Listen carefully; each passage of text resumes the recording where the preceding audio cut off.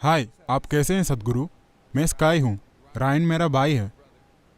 और मैं उस रूपांतरण के बारे में जानना चाहता हूँ जो लोगों में आपके केंद्र में आकर होता है, क्योंकि मैंने उसमें वापस आने के बाद ज़बरदस्त बदलाव देखा। ये सब किस बारे में है? क्या ये सच है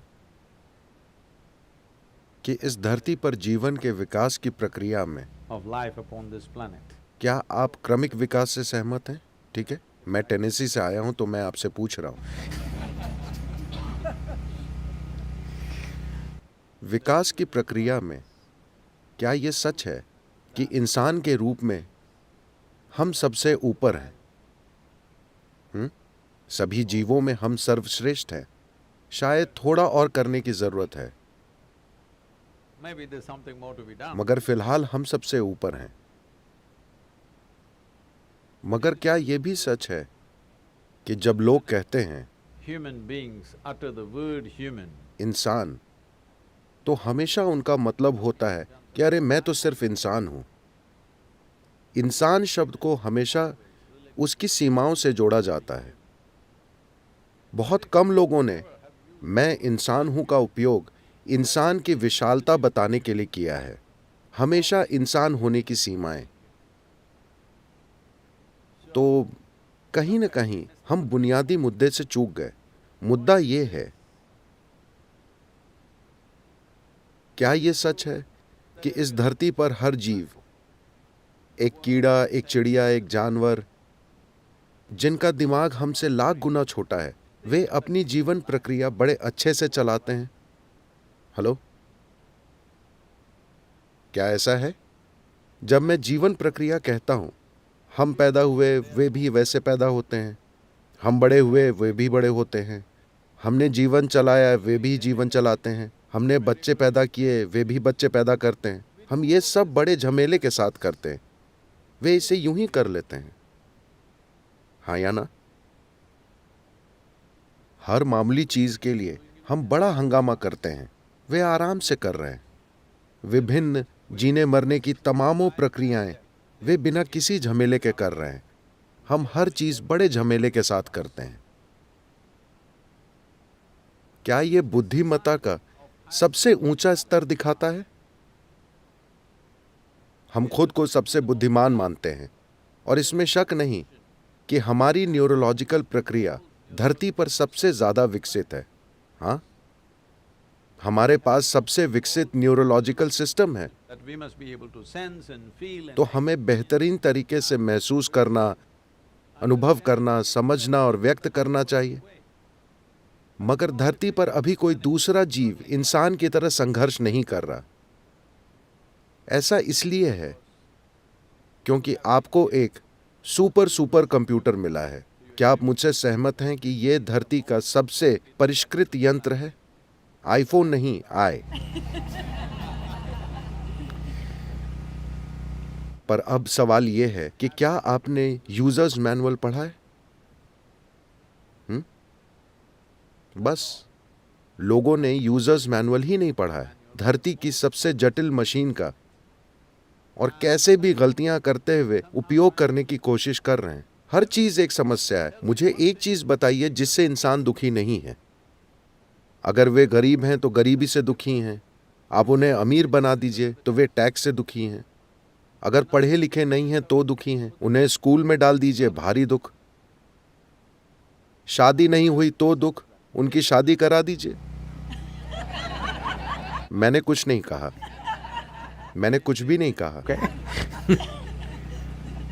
बच्चे नहीं हैं, उससे कुछ लोग दुखी हैं। बच्चे हैं, हर रोज दुख। तो आप जीवन के हर पहलू से दुखी लगते हैं। तो अगर हम मौत दे दें, क्या आप खुशी खुशी जाएंगे? नहीं, आप दुखी हो जाएंगे।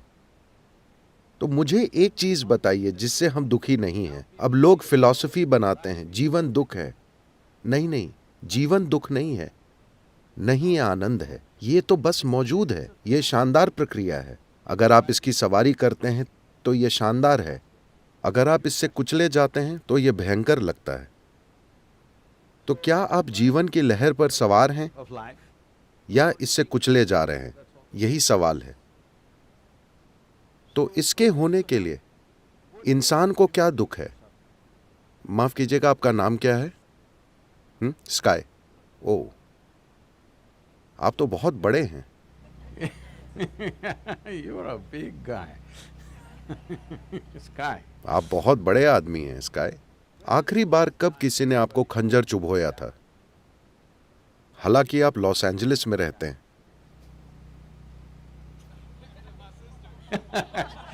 वो बहुत पहले हुआ था।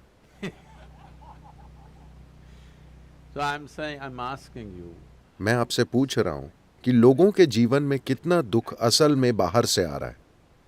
जरा सा। बाकी वे खुद पैदा कर रहे हैं। अगर वे बैठते हैं तो दुख, खड़े होते हैं तो दुख, अगर कुछ होता है तो दुख, कुछ नहीं होता है तो दुख। so what they're suffering, उनका दुख उनकी अपनी ही मनोवैज्ञानिक प्रक्रिया से है। आपके अपने ही विचार और भावनाएं, यानी आपके सोचने और महसूस करने का तरीका इतना बड़ा दुख बन गया है। आप कैसे सोचते और महसूस करते हैं, क्या ये आपको तय नहीं करना चाहिए? हेलो, आपके भीतर क्या होता है, क्या उसे आपकी मर्जी से नहीं होना चाहिए? क्या आप मुझे देख सकते हैं स्काई? बताइए मैं कहाँ हूं? हाथ से इशारा कीजिए, मैं कहाँ हूं? अरे आपने गलत बताया। आपको पता है मैं मिस्टिक हूं। अब ये रोशनी मुझ पर पड़ रही है, उल्टा मुड़कर आपके लेंस से गुजरती है, रेटिना में उल्टी छवि बनाती है। आप ये सब जानते हैं, है ना? अभी आप मुझे कहाँ देख रहे हैं? अपने भीतर। अभी आप मुझे कहाँ सुन रहे हैं? अपने भीतर। आपने सारी दुनिया कहाँ देखी है? अपने भीतर। हर चीज जो आपको हुई है, पीड़ा और सुख आपके भीतर हुआ है, खुशी और गम आपके भीतर हुए हैं, व्यथा और परमानंद आपके भीतर हुआ है, यहां तक कि रोशनी और अंधेरा भी असल में आपके भीतर ही हो रहा है। दुनिया में जो होता है वो भले ही आपकी मर्जी से ना हो, पर कम से कम आपके भीतर जो होता है उसे तो आपके हिसाब से होना चाहिए, है ना? तो आपके अंदर जो होता है वो अगर आपकी मर्जी से नहीं हो रहा, तो बुनियादी रूप से हमने जीवन की प्रकृति को नहीं समझा है। उसे बिना समझे, अपने अस्तित्व की बुनियादी चीजों को समझे बिना हम जीने की कोशिश कर रहे हैं। क्या यह सच है? मैं आपसे फिर पूछ रहा हूं, क्या यह सच है कि पीड़ा और सुख दोनों आपके भीतर पैदा होते हैं? उसे बाहर से उकसाया जा सकता है, मगर सारा इंसानी अनुभव आपके भीतर से ही आता है। जो आपके भीतर से आ रहा है उसे आपके मुताबिक होना चाहिए, otherwise वरना आप खुद के काबू से बाहर होंगे। situation. तो मेरा पूरा काम और जो चीज सिखाई जाती है उसकी बुनियादी प्रकृति को इनर इंजीनियरिंग कहते हैं। मतलब हमने दुनिया को कई तरह से इंजीनियर किया है, जिसने हमें जबरदस्त आराम और सुविधाएं दी हैं। क्या आप मेरी बात से सहमत हैं कि हम असाधारण सुविधाओं का आनंद लेने वाली सबसे आरामदेह पीढ़ी हैं, जिसकी कोई पीढ़ी कल्पना भी नहीं कर सकती थी? हाँ या ना? जो राजाओं के पास भी नहीं था 100 साल पहले, आज आम लोग उसका आनंद ले रहे हैं, है ना? आप कौन सा रथ चलाते हैं? कितने घोड़े हैं? हाँ, मैं कह रहा हूं महाराजा भी 400 घोड़े नहीं चला सकते थे, ठीक है? तो ये सब मानवता पर बर्बाद हो रहा है, क्योंकि लोगों का जीवन का अनुभव बेहतर नहीं हुआ है। क्योंकि आपकी खुशहाली कभी बाहर से नहीं आएगी। बाहर से आप आराम जुटा सकते हैं, सुविधाएं जुटा सकते हैं, पर खुशहाली पैदा नहीं कर सकते। खुशहाली सिर्फ आपके भीतर से पैदा हो सकती है, क्योंकि इंसानी अनुभव भीतर से पैदा होता है। इससे फर्क नहीं पड़ता कि आपके अनुभव की प्रकृति क्या है। वो जो भी हो, सुखद या दुखद, दोनों आपके भीतर से पैदा होते हैं। लेकिन अगर आपका खुद पर नियंत्रण है, Of yourself. तो आप अपने लिए खुशी पैदा करेंगे या दुख? ज्यादा से ज्यादा खुशी। अगर पीड़ा और आनंद में से एक चुनना हो तो आप अपने लिए क्या चुनेंगे? कृपया चुनिए, मैं आपको आशीर्वाद देने वाला हूं। पीड़ा या आनंद? हाँ, कम से कम अपने लिए तो निश्चय ही सर्वाधिक खुशी। आप अपने पड़ोसी के लिए क्या चाहते हैं, इस पर बहस हो सकती है, इस आधार पर कि उन्होंने आज क्या किया। मगर खुद के लिए जो चाहिए वो 100% साफ है ना? इतनी साधारण चीज क्यों नहीं हो रही है? Simply because this क्योंकि ये दिमागी गतिविधि क्रमिक विकास की प्रक्रिया में नई है। ये एक नई घटना है। ये बड़ा दिमाग, नई से मेरा मतलब है सिर्फ कुछ लाख साल पहले, पर विकास के पैमाने पर यह नई है। तो हमारे पास एक ऐसी बुद्धि है जिसके लिए हमारे पास एक स्थिर आधार नहीं है। आपको यातना देने के लिए किसी और दूसरे की जरूरत नहीं है ना? आप खुद ही काफी हैं। आपको कोई बाहरी मदद नहीं चाहिए। आप अकेले कहीं बैठकर वहीं नर्क बना सकते हैं, क्योंकि आपकी अपनी बुद्धि आपके खिलाफ हो गई है। आप इसे कई आकर्षक नामों से बुला सकते हैं।